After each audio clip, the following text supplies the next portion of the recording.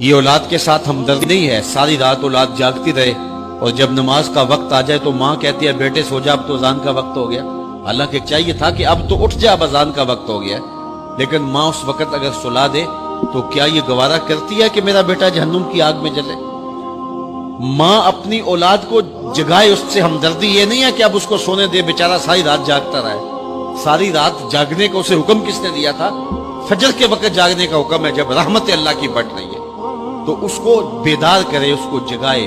کڑکتی دھوپ ہے، آج کل موسم کتنا گرم ہے، تو اگر بچہ دھوپ میں کھڑا ہو اور اس کے پاؤں جلس رہے ہوں تو ماں گوارا کرتی ہے، بھاگ کے اچک لے گی بچے کو کہ میں اسے دھوپ سے، تمازت سے، گرمی سے بچا لوں۔ تو کیا حشر کی کڑکتی دھوپ میں بیٹا پسینے میں شرابور ہو اور وہ پسینہ آگ سے بھی زیادہ گرم ہو تو کوئی ماں یہ گوارا کرتی ہے؟ یقیناً نہیں کرتی۔ وہ نہیں کرتی تو اس کو اپنی اولاد کو 5 گانا نماز کا خوگر بنانا ہوگا۔ نماز کی توفیق اللہ سے مانگو۔ آج کے اس اجتماع میں یہی پیغام ہے اور یہی دعوت ہے اور یہی قرآن مجید کی تعلیمات کا خلاصہ ہے۔ 1 بار نہیں، 2 بار نہیں، 10 بار نہیں، 20 بار نہیں، 100 بار نہیں، قرآن و حدیث کے اندر 750 مرتبہ نماز کا حکم آیا ہے۔ اب ذرا غور کیجئے، 1 مرتبہ کہہ دینا کیا کافی نہیں ہے؟ لیکن 750 مرتبہ تمہارے کریم رب نے تمہیں بار بار کہا ہے، تمہارے کریم رسول نے تمہیں بار بار کہا ہے کہ نماز پڑھو۔ تو اگر ہم اتنی بار سننے کے بعد بھی نماز نہیں پڑھیں گے تو پھر ہم کہاں کھڑے ہوں گے؟ اور دوسری بات ہے کہ اتنی تاکید کی گئی ہے، اتنی تاکید کی گئی ہے، تو یہ کتنا بڑا جرم تھا نماز کا ترک کرنا کہ بار بار کہا گیا ہے۔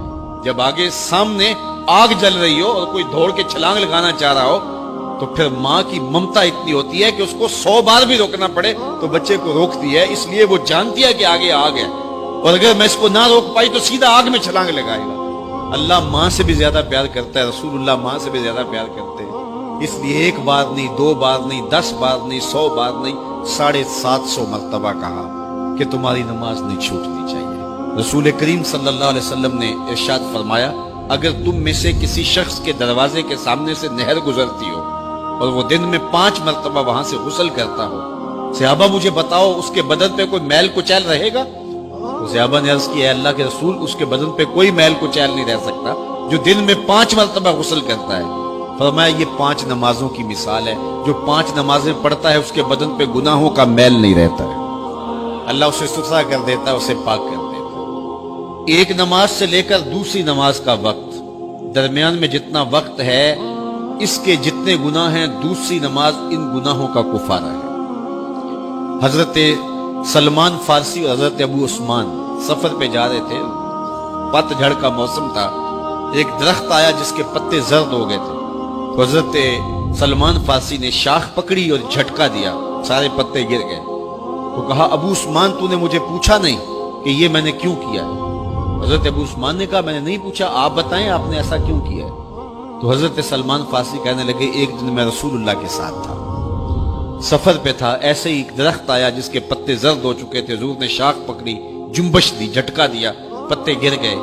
حضور نے مجھے دیکھا اور کہا، اے سلمان تو نے مجھے پوچھا نہیں کہ میں نے ایسا کیوں کیا ہے؟ تو میں نے کہا، بندہ نواز آپ بتا دیں آپ نے ایسا کیوں فرمایا ہے؟ فرمایا، سلمان جس طرح میں نے اس شاخ کو جنبش دی اور اس پر کوئی بھی پتہ نہیں رہا، سارے گر گئے، جب بندہ نماز کے لیے کھڑا ہو جاتا ہے بدن کے سارے گناہ جڑ جاتے ہیں۔ اللہ کی توفیق سے میرا خیال ہے کہ آپ سارے لوگ نمازی ہوں گے، اور میری مائیں، بہنیں اور بیٹیاں جو تشریف لائی ہیں انہیں بھی 5 گانا نماز کا شعور اور توفیق نصیب ہوگی۔ آج ہم یہاں سے عزم کر کے جانا ہے کہ ہمارے خاندان میں، ہمارے رشتہ داروں میں، ہماری اولادوں میں اگر بدقسمتی سے کوئی بے نمازی ہے تو آج عزم کر کے جائیں کہ وہ بے نمازی نہ رہے، اتنے زور سے تبلیغ کریں گے کہ وہ نماز پڑھنے پہ مجبور ہو جائیں۔